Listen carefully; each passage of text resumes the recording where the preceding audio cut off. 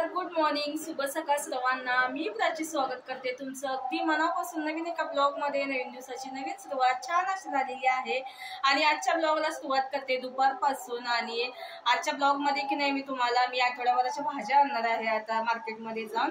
तर भाज्या घेऊन येणार आहे, आठवड्याभराचं नियोजन काय काय असणार आहे ते पण तुमच्यासोबत शेअर करणार आहे। तर काल सगळ्या भाज्या मी संपवून टाकलेल्या आहेत, म्हणजे थोड्याच राहिलेल्या होत्या। तर वेज मिक्स कोरमा बनवलेला होता, तर ती रेसिपी पण तुमच्यासोबत मी शेअर केलेली आहे। आणि फ्रीजची डीप क्लिनिंग करून घेतली मी आतून, पण बाहेरून असं टॉपचं वगैरे अजून क्लीन करायचं राहिलेलं आहे। आणि आज साडी म्हणजे इंस्टासाठी मी रील्स बनवत होते, तर आता रील्स वगैरे सगळं बनवून झालंय आणि पोस्ट वगैरे मी इंस्टाग्रामवरती टाकलेलं आहे। तर पेजला आपल्या फॉलो केलं नसेल, प्राची ढोबे माझा पेजचं नाव आहे, तर तिथे जाऊन प्लीज फॉलो करा। आणि जर चॅनलवरती नवीन असाल तर चॅनलला please like, share, comment, subscribe करायला अजिबात विसरू नका।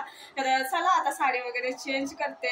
आणि इथे ना आमच्या इथे म्हणजे आठवडी बाजार भरायचा, पण आता जसं पाऊस चालू झाले ना तसं ते बंद झालेलं आहे, कारण का तिथं शेत आहे ना, त्या शेतामध्ये भरत होता। आणि तिथं ना शेतामध्ये भरपूर असं मोठं असं गवत म्हणजे आलेलं आहे आणि भरपूर असं चिखल झालेलं आहे, कारण का अजून काही पाऊस एवढा गेलेला नाहीये।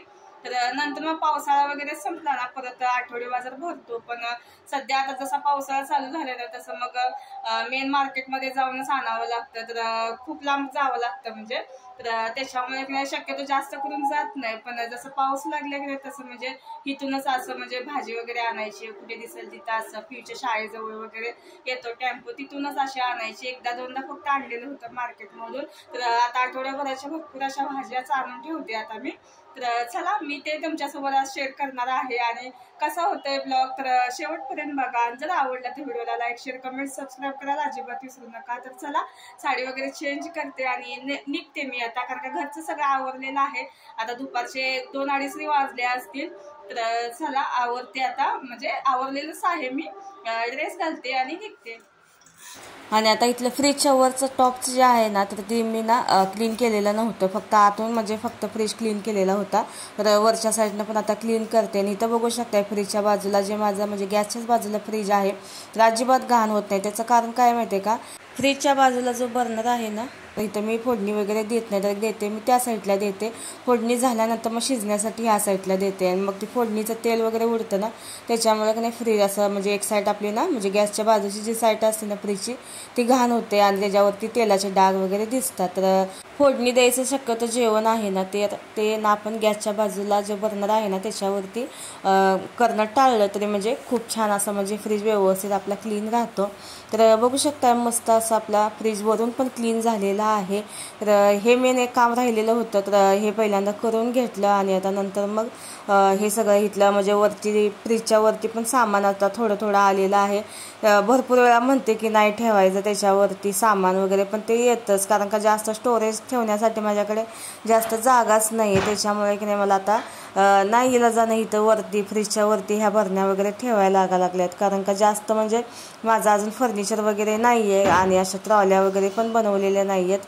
तर ते पण मी तुमच्यासोबत शेअर केलेलंच आहे। तर विदाऊट ट्रॉलीचा मी कसा किचन सेटअप केलेला आहे ते, आणि किचन ट्रॉली नसताना म्हणजे मी कसा सेटअप केलेला आहे किचन, तर तो व्हिडिओ ना इतका व्हायरल झालेला आहे, व्हायरल व्हिडिओमध्ये तो आलेला आहे। तर मी दाखवेनच नंतर तुम्हाला, असं व्हायरल व्हिडिओ असं म्हणजे त्याच्या खाली आलेला आहे। तर एवढा म्हणजे ते जास्त करून तोच व्हिडिओ माझा जास्त करून चालतो। तर सगळं फ्रीजचं वगैरे सगळं व्यवस्थित आता क्लीन केलं आहे, फक्त भाज्या घ्यायच्या आहेत आणि आठवड्याभराच्या निवडून वगैरे व्यवस्थित आता आपल्याला फक्त ते सेट करायचं आहे। तर चला भाज्या वगैरे घेते आता आणि घरी जाते। तर बघू शकता सगळ्या भाज्या वगैरे तर मी आता आणलेल्या आहेत आणि आठवड्याभराचं काही टेन्शन राहणार नाही। तर तुम्हाला दाखवतेच मी कसं म्हणजे नियोजन असतं काय असतं ते। तर पहिल्यांदा का नाही हे सगळं पहिलं जे कांदे टमॅटो वगैरे आहेत ना ते सगळं काढून तिथं म्हणजे पेपर वगैरे टाकून घेते, म्हणजे कसं जास्त म्हणजे घाण वगैरे होत नाही, त्याच्यामुळे मी असं पेपर टाकते आणि त्याच्यावरती मग कांदे लसूण वगैरे जे काय आहे ते टाकते। तर चला हे सगळं मी निवडून घेते, कारण का ह्याला ना खूप वेळ लागणार आहे, 1-1.5 तास तरी मला वाटतं ह्याच्यासाठी जाणार आहे निवडून घेण्यासाठीच भाज्या। तर त्याच्यामुळे की नाही सगळं निवडते आणि नंतर मग मी तुम्हाला दाखवते की कसं म्हणजे निवडलेले आहेत आणि कसं म्हणजे व्यवस्थित आपल्याला हे भाज्या स्टोर करून ठेवायच्या आहे, जेणेकरून आठवड्याभर व्यवस्थित राहणार ह्या हिशोबाने। तर चला तर हे सगळं निवडते व्यवस्थित ठेवते आणि तुम्हाला मग दाखवते। बघा आठवड्याभराच्या सगळ्या भाज्या मी आता निवडून डब्यामध्ये भरून ठेवलेल्या आहेत. आणि असं निवडून ठेवलं ना म्हणजे फ्रीज पण चांगल्या व्यवस्थित सुटसुटीत दिसतो आणि छान वाटतं फ्रीजमध्ये. आणि जागा पण म्हणजे व्यवस्थित अशी मोकळी ढोकळी आपल्याला भेटते भाज्या वगैरे ठेवण्यासाठी. छोटा फ्रीज असल्यावर तर असं म्हणजे निवडून ठेवलं तर म्हणजे खूप असं म्हणजे फायदेशीर ठरेल. तर बघा तर सगळ्या भाज्या मी आता ठेवलेल्या आहेत व्यवस्थित. आणि हे बघा एवढं भाजीचं म्हणजे खराब भाज्या असतात ना म्हणजे निवडून वगैरे त्याची देठ वगैरे एवढी निघालेली आहे. तर हे काय जनावरांना मी आता देणार आहे त्याच्यामुळे पिशवीमध्ये भरून ठेवलेला आहे. सगळं कसं हिरवा पाला आहे सगळा हा. एवढा सगळा मी कचरा आता फ्रीजमध्ये ठेवला. असा निवडून नसताना आपण ठेवलं तर एवढा कचरा आपल्याला बिनकामाचा फ्रीजमध्ये ठेवायला लागला असता. तर बघू शकता मस्त असं आठवड्याभराचं नियोजन झालेलं आहे. आठवड्यावर काही टेन्शन नाही. आणि प्लस कसं आपण कडधान्य पण आधीमध्ये म्हणजे बनवत असतो, छोल्याची भाजी, राजमाची भाजी वगैरे. त्याच्यामुळे आठवड्यावर त्याच्यापेक्षा पण जास्तच थोड्या दिवस या भाज्या सगळ्या जातात. आणि मग शेवटी का नाही थोड्या राहिल्या की नाही मग अशी मिक्स भाजी वगैरे करून टाकते.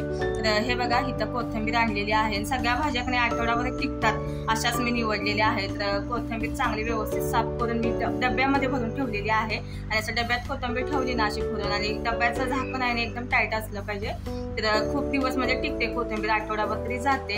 इथे भेंडी आहे, भेंडी पण स्वच्छ धुवून पुसून कट करून ठेवलेली आहे. इथे गवार पण मी आता कट करून ठेवलेली आहे.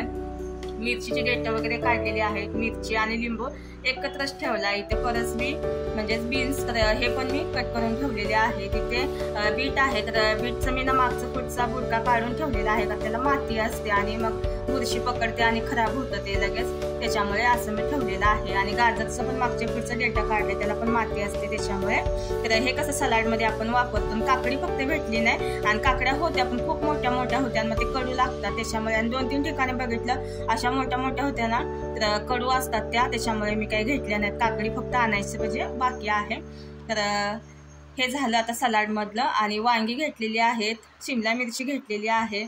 आणि आता कसं डबे पण संपले माझ्याकडे. जेवढे डबे होते ना तेवढ्या डब्यांमध्ये मी सगळ्या भाज्या म्हणजे ज्या निवडून ठेवायच्या असतात, जास्त वेळ लागतो ज्या भाज्या निवडायला, तर त्या भाज्या मी सगळ्या निवडलेल्या आहेत. आणि हे कसं वांग्याचे वगैरे देठ काढून ठेवायचे नसतात म्हणजे म्हणतात असे, तर त्याच्यामुळे नाही मी काही देठ वगैरे काढलं नाही वांग्याचं. आणि शिमला मिरचीचं पण देठ काढलं नाही. आणि ते आहे कोबी मी असाच ठेवला कारण वरचं पान जरी सुकलं ना आतमध्ये कोबी फ्रेश राहतो त्याच्यामुळे. आणि फ्लावर असाच ठेवला असता तर आतून ना त्याला असं हिरव्या अशा छोट्या छोट्या आळ्या लगेच बनतात.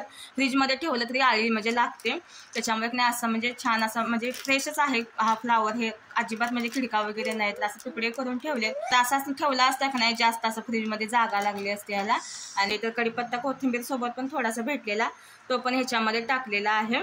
आणि परवा दिवशी प्रियांशला मी बरणीमध्ये कढीपत्ता भरायला लावलेला. एक जुडी भेटली मला छान अशी, तर खाली बसलेल्या एक ताई तर त्या घेऊन आलेल्या कढीपत्ता त्यांच्याकडून घेतलेली होती. आणि बघू शकता हे आठवड्याभराचं भाजीचं नियोजन असं आहे. आणि इकडे पालेभाज्या आहेत. पालेभाज्या पण निवडून ठेवल्यात. आणि पहिल्यांदा पालेभाज्याच जास्त करून म्हणजे लगेच म्हणजे संपवणार आहे कारण का हे कसं जास्त दिवस टिकत नाहीत. मेथीची भाजी आहे ती खुडून ठेवली आणि ही अशी डब्यात ठेवली. आता संध्याकाळी मी मेथीचीच भाजी बनवणार आहे. आणि इथं आहे कढईची भाजी, ती पण चांगली स्वच्छ निवडून ठेवले. आणि इथं आहे पालक पण चांगला निवडून ठेवलाय. आणि असं पिशवीमध्ये ठेवलं ना प्लास्टिकच्या की काही होत नाही, चांगलं राहतं. 2-3 दिवस तरी छान अशी भाजी राहते. तर आत्ता सध्या मी संध्याकाळी बनवणार आहे ती मेथीची भाजी बनवणार आहे. आणि ह्या दोन मी आता ठेवून देणार आहे. अशी गाठ मारून ठेवली ना फ्रीजमध्ये राहतं बऱ्याच दिवस. म्हणजे बऱ्याच दिवस म्हणजे 2-3 दिवस राहतात तरी छान अशा. इथं आहे टमॅटो पण जास्तीचीच आणलेले आहेत 2 किलो. तर एवढे टमॅटो मी फ्रीजमध्ये ठेवते आणि एवढे मी वरती काढलेले आहेत. कांदा, टमॅटो, लसूण. तर चला असं होतं आपलं आठवड्याभराचं नियोजन. कसं वाटलं तुम्हाला नक्की सांगा. आणि भाज्या निवडताना फक्त अशा निवडायची की ते आठवड्याभर टिकतात असं.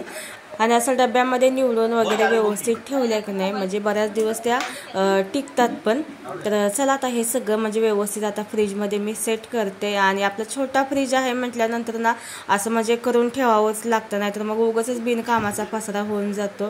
त्याच्यामुळे की नाही बाकीचं सामान ठेवायला जास्त जागाच बसत नाही. आणि फ्रीज ऑर्गनाईजचा व्हिडिओ पण मी तुमच्यासोबत शेअर केलेला आहे. आणि आपला फ्रीज कसा ओळखायचा आणि कोणत्या भाज्या आणायच्या म्हणजे सिंगल डोअरला आणि डबल डोअरला कोणत्या भाज्या आणू शकता असं मी त्याच्यामध्ये सांगितलेलं आहे फ्रीज ऑर्गनाइजच्या व्हिडिओमध्ये. तर चला आता हे सेट झालं. तर बघा आपला फ्रीज छोटा आहे, सिंगल डोअरचा आहे, तरी पण किती छान असं आठवड्याभराचं आपण नियोजन करून ठेवू शकतो आणि किती सुटसुटीत पण दिसतोय बघू शकता. आणि असं जेवण वगैरे बनवताना की नाही खूप छान असं म्हणजे फ्रेशनेस पण आपल्याला म्हणजे जाणवतो. तर आय होप की तुम्हाला आजचा ब्लॉग आवडला असेल. तर आवडला असेल तर व्हिडिओला लाईक शेअर कमेंट सबस्क्राईब करायला अजिबात विसरू नका. बाय.